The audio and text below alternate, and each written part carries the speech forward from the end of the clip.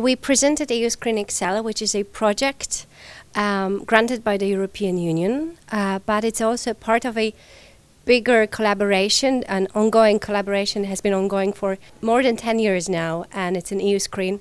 So Excel is for the project, and it's all about giving access to audiovisual content, mostly coming from television and audiovisual archives, so from broadcasters, audiovisual archives to the public. So it's about giving access.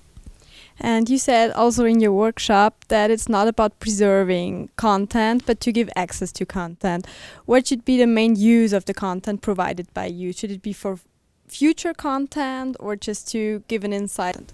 That's a very good question. I think it should be all. We would love to reach out to different audiences. So we want to, and we already collaborate with researchers, but we also want this content to be still reused by educators, history, language.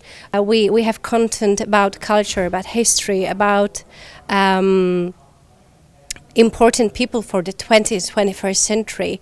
So I think everyone, also general public, could find something interesting in it.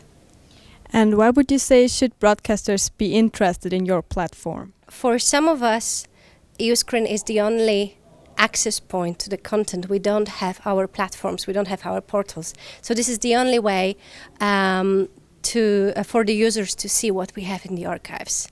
For the others, it's the way to compare, to contextualize, to show your content in a wider European perspective. So I think these are benefits. Why should we all have these archives where you have access to content? Why is it in a general interest to have this access? Okay, that's difficult. For me, I'm just curious. I want to know about the past. For example, during the workshop, we were talking about creating teaching materials about the fall of the Berlin Wall. For my generation, I remember that. Do you remember that? Yeah, I'm too young to remember. Yeah. Exactly. This is my point. You're too young to remember. Therefore, you can reach out to archives and then you can see how it was. So I think this is the answer. What do you think will archives look in 2020? I really hope, as I'm responsible for dissemination, that they will be more open, even though I'm fully aware of all the complications, all the limitations.